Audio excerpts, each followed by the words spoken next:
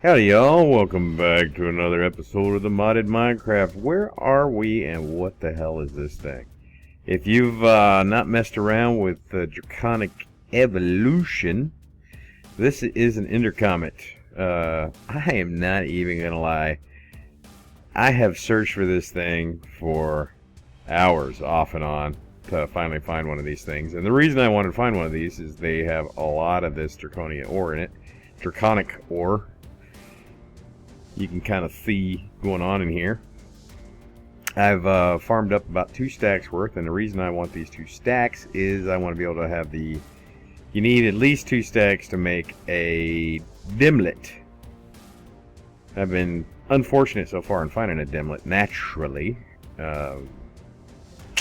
Any way, shape, or form, from ages and whatnot. So there's probably quite a bit in here. Not as much as I think we'd need, but enough. But I'm going to go ahead and make that dimlet just so that I have it, and then I'll probably come back here and mine a little bit more off and on.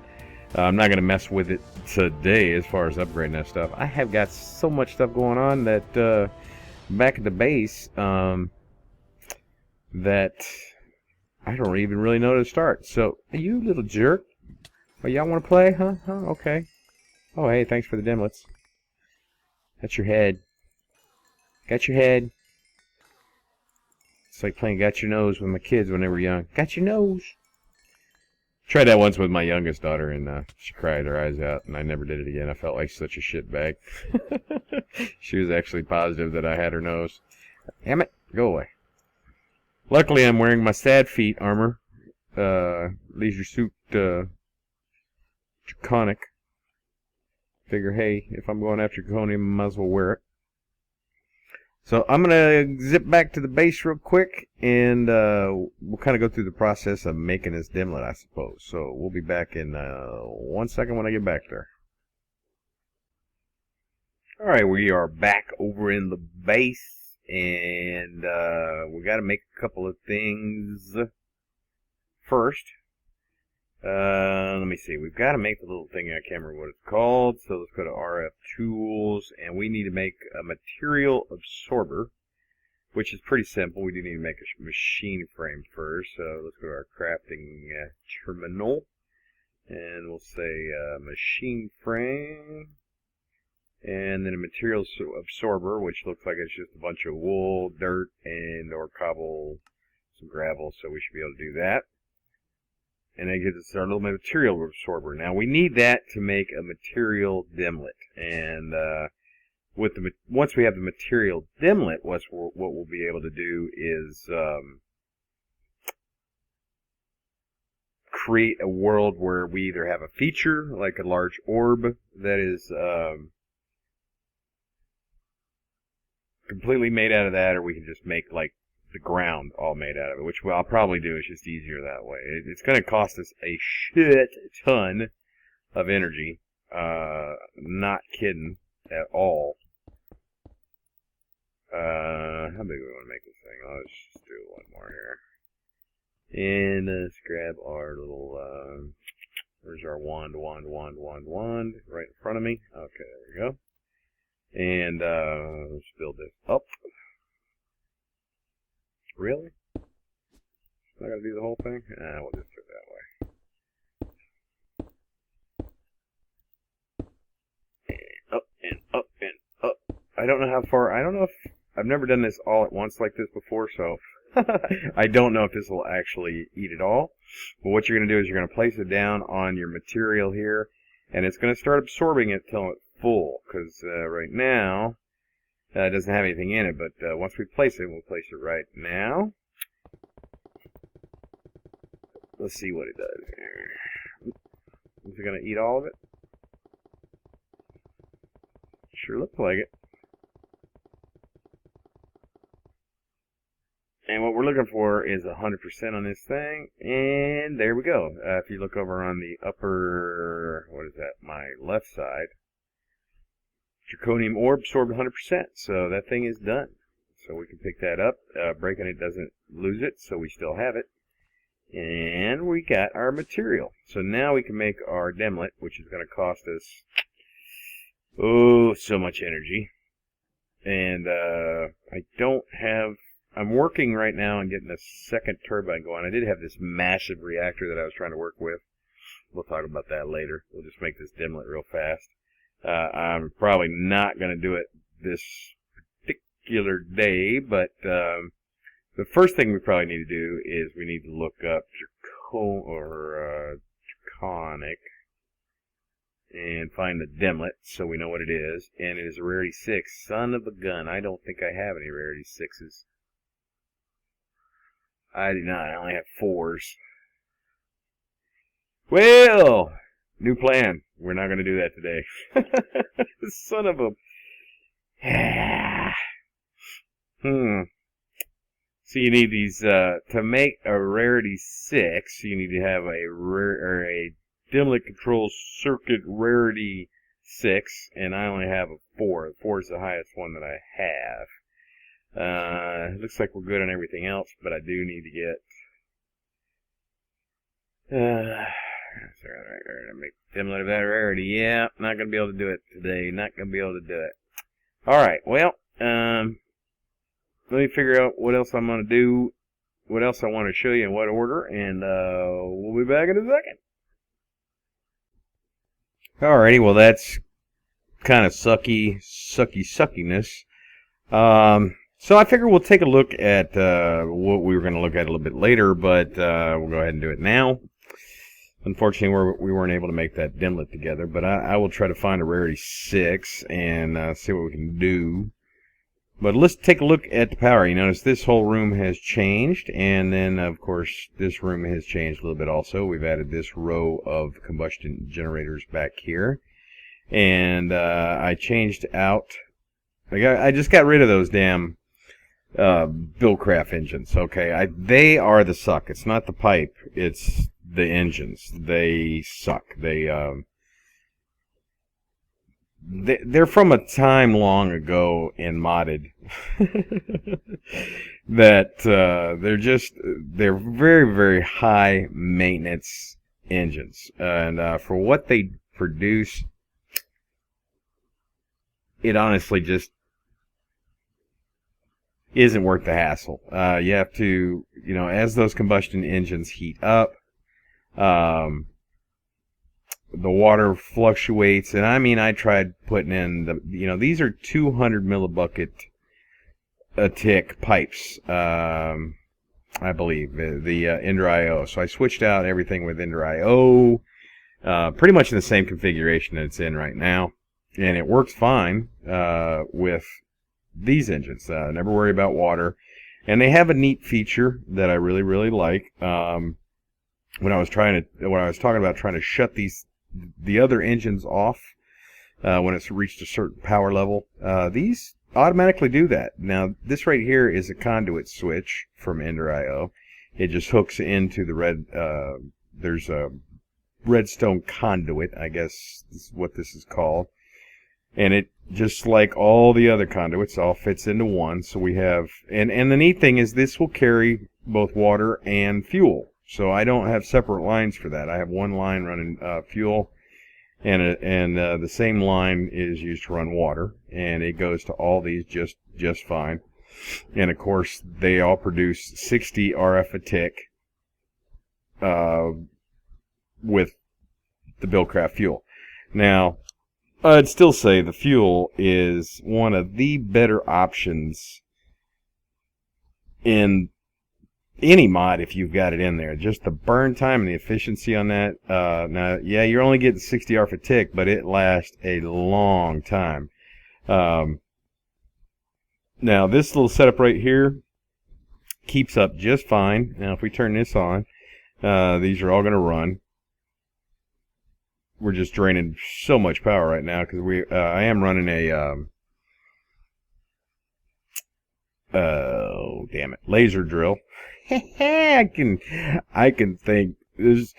Oh yeah, but this keeps up. Really, only one of them is going at a time. It seems like these others, you can see they're not doing anything, and same for these. Typically, like just this one's working right now. So we could probably even stand to put more in here. And each one of these is running, doing 160 RF per tick. Now, the neat thing about these is when it gets full, maybe full's not the right word. When it gets to the point where running further it can't fit in it anymore. It can't fit what it's producing in anymore. It'll stop running on its own. And it won't start running again until it gets back down to about half or so, and then it'll kick on again and then fill up and then kick off. It'll do it all on its own. You don't have to worry about these things overheating. You don't have to worry about setting up any redstone control for that. It'll kind of do it by itself. Now, if you want to set it up to shut it on and off, remotely or whatever, yeah, you can do that. We don't really need that right now. Why it's sucking all the power, I don't know. I wish there was a way with the Tesseracts to say priority, to pull from, like if there was a priority on here, say, like I want to make this one fifth in line. I want to pull from this power source first, this power source second. If that was a capability on these things, that would absolutely rock. But so I just got rid of those engines. So there's 21 here, each doing 60 RF a tick, and there are 18, I believe, in here, each doing 160 RF a tick. And the fuel's maintained with all of these running with just this little setup right here. So figure this is over 3,000. If I remember right, about 3,000. Now, the upside to this compared to the fuel is this is something that is sustainable to me, because I have the ability to get tons of wheat, tons of sugar. For me, gunpowder isn't an issue, and neither is redstone. We're getting plenty of that from our mob spawner. And if I need to, I can kick on a witch spawner. And I may actually go... Can I make... Yes. Can I make... Yes, I can. I just need a witch soul. And then I could make another spawner to go in there, say, with the pigment if I needed to. But that's not a problem right now. So... I've been messing around with power a lot because, power systems are a lot of fun to make. I mean, you got to provide it fuel and all that stuff. These are a lot less kind of fun. Once you set them up, you're just putting mined fuel in there. The oil really isn't sustainable in this particular pack unless I, run that world, and it's a pretty serious drain. But I mean, we can always pop it on and then go in there, suck out what we need, and then power it back down again. So because that's what I plan to do with Draconium. Plan to power it up long enough to go in there and mine a ton of it and then get out real quick. But I am trying to get this second steam turbine going, and you'll notice this one does have a little bit of Computercraft hooked up to it. Been messing around a lot with Computercraft. This little thing over here was my attempt at trying to get some kind of control on this thing where I could tell when it was low. If anybody knows how to do that, I think I know a way, and the best way probably would be to put like an energy cell in between. You know what? I didn't put a power port on this thing. Or a controller. Good thing. I didn't finish that yet. But I think the best way is probably to put, like, let's say the energy port is here, is to put, like, a resonant energy cell coming out, and then maybe an RF monitor there to maybe output more than it's... I don't know. I'll figure that. I don't know. probably output more than I'm inputting or something like that. It's what I was trying to do here is we've got two RF monitors, and we have a program in here, and what it's doing is it's saying, okay, if this one's set to more than 99% and this one's set to less than 75%. So what I was hoping it was doing is this power is coming out of the orb there. You can see it's draining out a lot right now going to that laser drill, and then this one is going to the power. So it's kind of a loop, and what I was hoping it would do is, since I was inputting less than I was outputting, is eventually when this thing is full, that it will, since it's not needing anything, that once this is full, this will fill up, and then it will send out a signal and shut off any power sources that we need. But since we're using so much power, I never really could get it to work, and I mean, this base right now, I guess we're using a lot of power. Just in our processing of, I mean, like I think I said earlier in another video, that just our ME system alone takes over 1,000. It's like 1,200 RF a tick just for the all the stuff that we have hooked into that ME system. So that thing is a energy hog on its own. But again, the neatest thing would be able to do is prioritize. What is this thing? This locator pedestal. Oh, okay, I know what that is. Be able to prioritize these things on from which tesseract gets pulled from first, and I don't know if there is a way to do that or not. Honestly, don't know. If you know, let me know. And if you know of a good way to, or if you've seen anybody ever have a good way of kind of monitoring and controlling when these things get turned on, I have a little program in here to kind of control the reactor that I've made. Again, I think I've said I don't like using other people's programs. That's just me. I want to be able to, I play games like this to learn for myself. I want to do it for myself. So, with Computercraft is no different. I've been working a lot with Computercraft trying to figure it all out. And this is just a real simple program. I can turn it on or turn it off, and I can adjust the control rods. Because, like right now, we can't get in there to mess with them because they're underneath the turbine. Now, over here, I'm just using redstone control, but that's no fun. I mean, I want to be able to eventually be able to control this remotely from upstairs. And I've been working, I believe I said before that I wanted like a control room eventually where I can control everything. And I've been working on that just a little bit. Kind of been messing around with touch screens. And I haven't figured out tables yet. When you see a nice little, UI and little designs and stuff on the screen, those are using tables, and I just really haven't been able to figure them out for myself just yet. And most of the tutorials I see, I think people actually think you have some sort of background in programming. I mean, I don't, and they just type this stuff out real quick, like I know every shortcut menu, and I don't. But what I did figure out how to do is, a real short touch screen. It's not pretty or anything, but it's a little jumpy and spasmatic just because to get it to work, I put a lot of sleeps in there. But right now I'm able to turn the spawner on and off, and it gives me the status of it, and then I can access the same menu that is downstairs. I can either access it there or here, and then I can just click it, and it does pretty much the same thing. And then we can go back to the main menu. There we go.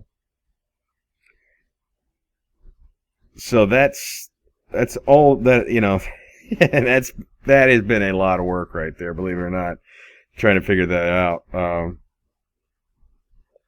I went through I made a, let me see here. Do we have it? Let's terminate this. And then if we go in, if we can go back in. Come on, terminate. Okay. What you doing? Terminate. There we go. If we go in and you can see all the different stuff that I've messed around with. There are other ones, like I can turn the tree farm on and off right now.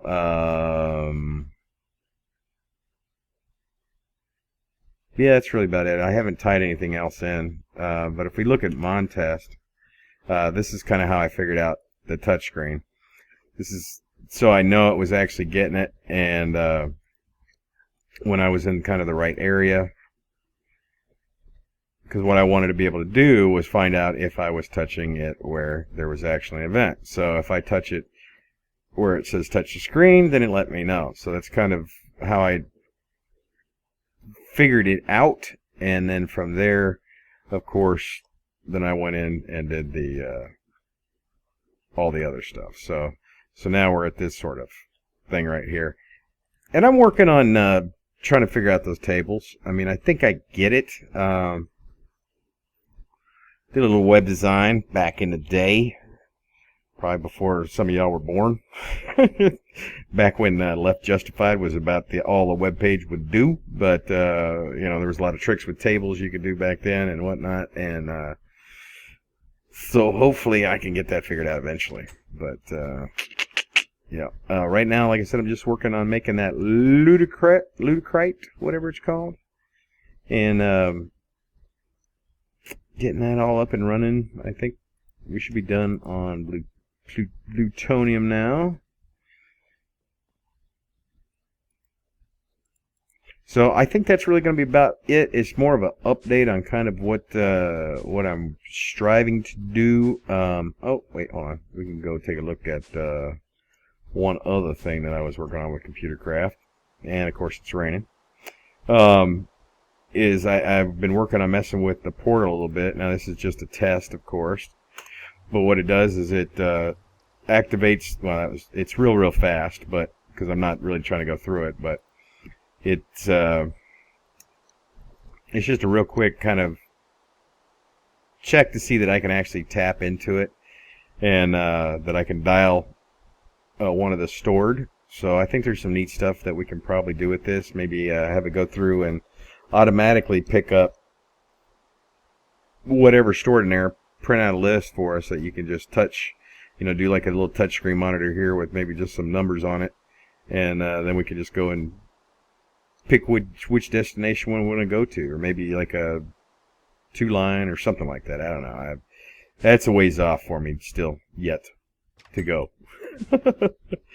Well, sorry we couldn't get that demo going. That's unfortunate, and I really have no idea where to find a Rarity 6. I have not had any luck with that yet. But do I have any unknowns other than the ones I just got?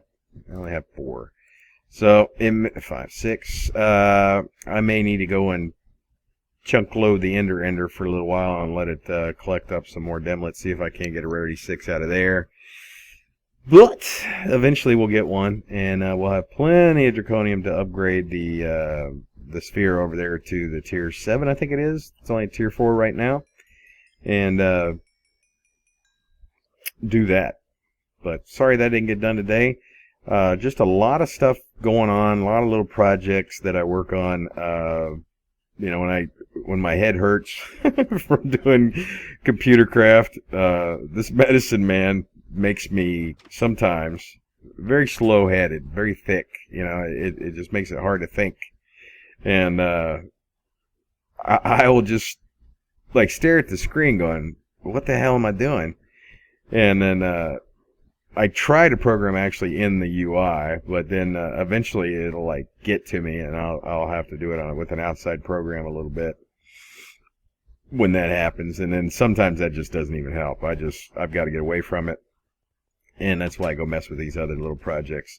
I was thinking about messing around with biofuel a little bit, but I decided, nah, That stuff's really only useful if we do a setup with the biofuel generators.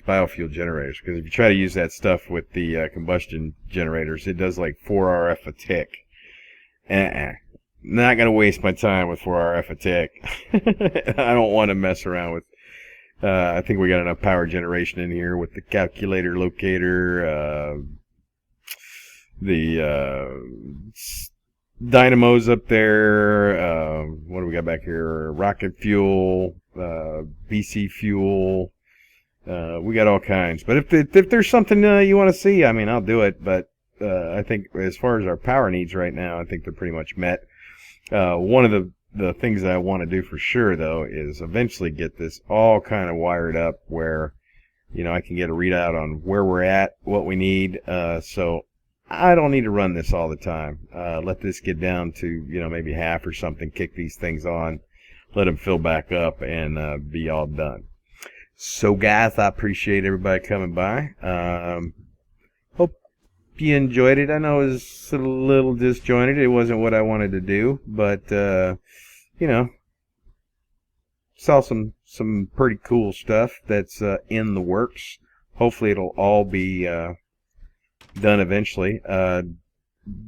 This is a little ugly right now. Eventually, of course, I'd like to have, you know, some like actual buttons or whatnot here, but I'll get to that when I figure it out. So if you know like a really good tutorial on tables in Lua, by all means let me know. And I'm gesturing with my hands again. Can you see that?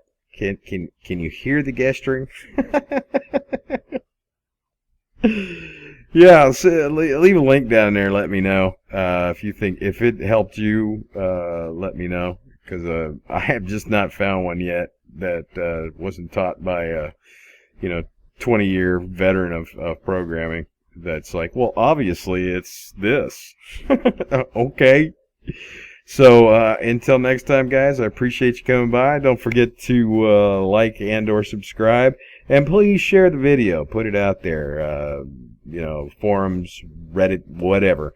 Let folks know. And until next time, I appreciate you coming by, and I will see y'all later.